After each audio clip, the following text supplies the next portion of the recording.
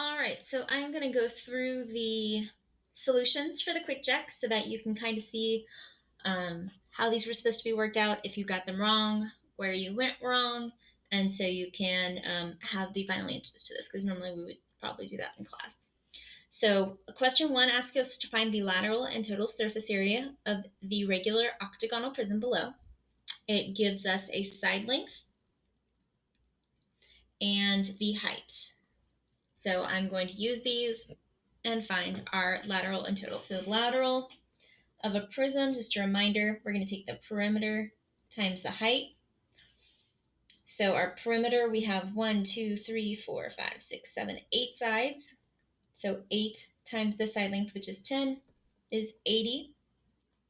So for our lateral of our prism, we're going to take 80 times our height, which is 12. 80 times 12 is 960. So that's 960 centimeters squared. So that's your lateral. And then for the total surface area of your prism, you're going to have your lateral plus 2 areas of the base. So for the area of the base, remember we are going to treat this like there is a triangle in here. We're going to find the central angle, 360 divided by 8, which is 45. And then we're going to take that 45 and divide it by 2. So this angle inside my triangle is 22.5 degrees. Our side length was 10. When we drop this apothem or altitude, it's going to cut it perfectly in half, so we have a side length of 5. So now I will use trig to find the apothem. I'm going to use tangent. So tangent of that angle, 22.5. The opposite is 5 over our adjacent, which is the apothem. Do a little switcheroo.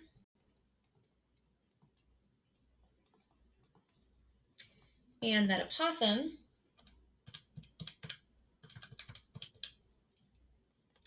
is 12.0710678081. So keep that whole decimal with you. For the base, we are going to take 1/2 times that apothem from right here times the perimeter, which we already found was 80. So we're going to multiply all that together times 80 divided by 2. And one base is 482.8427125. So I take all that information for our total perimeter. That lateral was 960 plus 2 times that base number that we just found. Times 2 plus 960. And we get our total area of the prism is 1925. And we're rounding to the nearest tenth, 7 centimeters squared. So that's number 2. And this is the answer to number 1 on the quick check. Here. Moving on, we'll look at our next questions. This one's having to do with a soup label. I've talked about soup labels before in my videos. So the strip is going to be cut into 5 equivalent equal labels, so 5 labels total.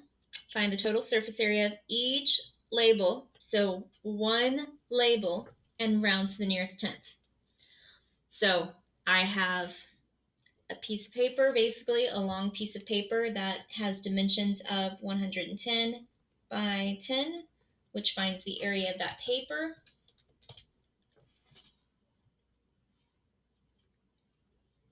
Which is 1100.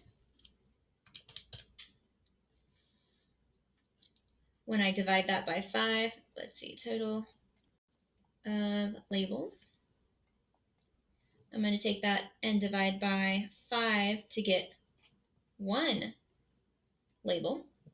which is 220 centimeters squared. Now I want the total surface area of each can, so I need to take into account the top and bottom, the circles, the bases. So I'm going to need to find the radius from this information. So I know, I'm going to switch to a different color.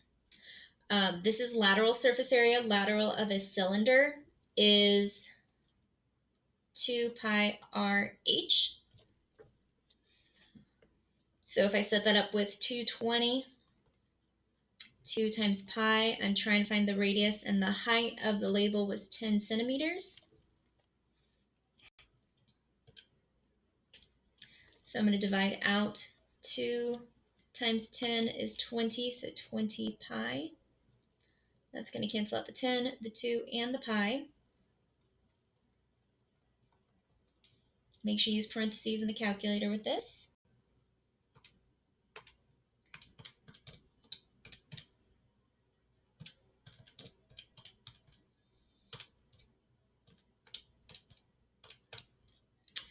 And the radius becomes 3 point, I'm going to write this a little higher, 3.5014087448. Now I already have my lateral, so total surface area of a cylinder, the lateral plus 2b. The lateral was 220. Now I have my radius, so the base is pi r squared. We're going to take that r and plug it in.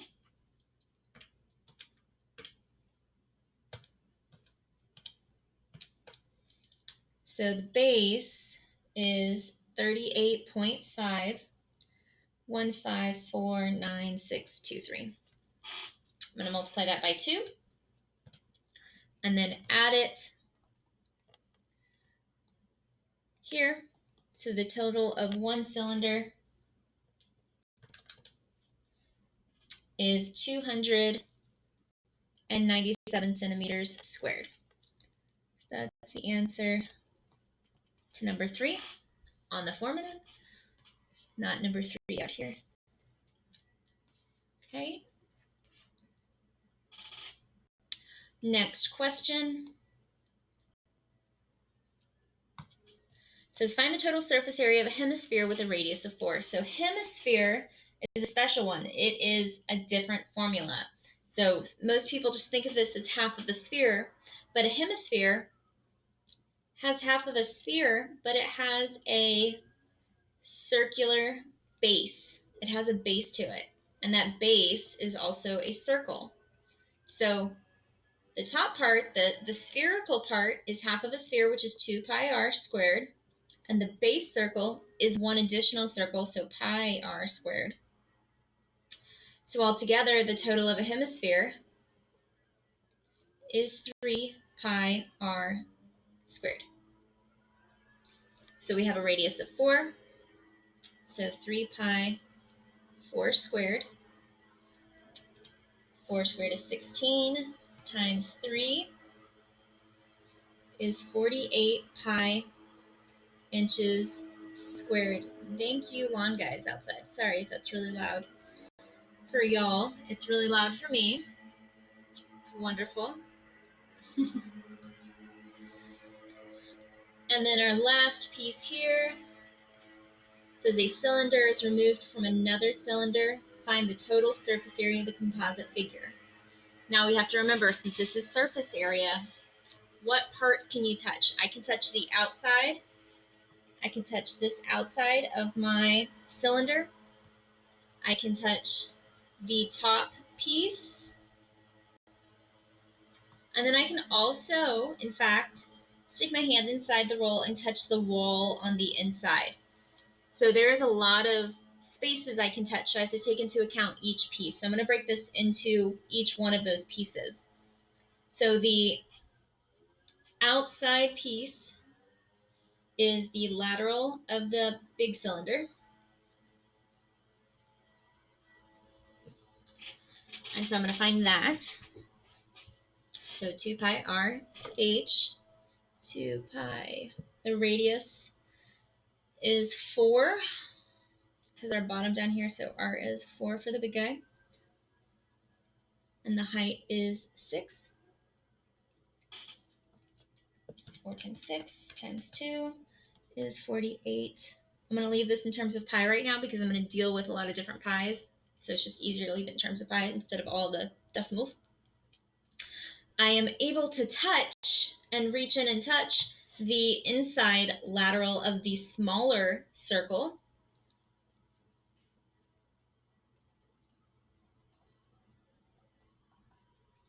And so I have to take into account what my radius is from here to here. If I take 1 inch off of each side, that leaves the whole roll with 6 centimeters. So half of that would be 3 centimeters. So my radius is 3. So 2 pi 3, the height is still the same. 3 times 6 times 2 is going to give me 36 pi. And now the bases. I can touch just a small piece of the bases. So I'm going to take the base of the big cylinder and subtract it from the base of the small cylinder.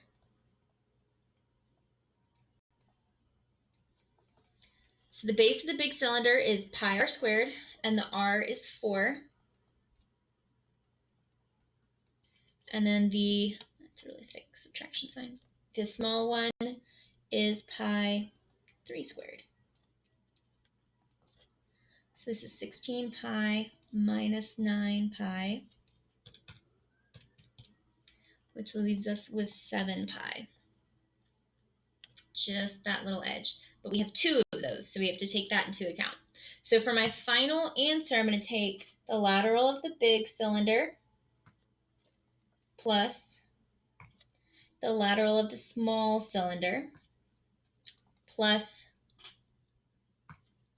the difference of the bases, which is what we found here,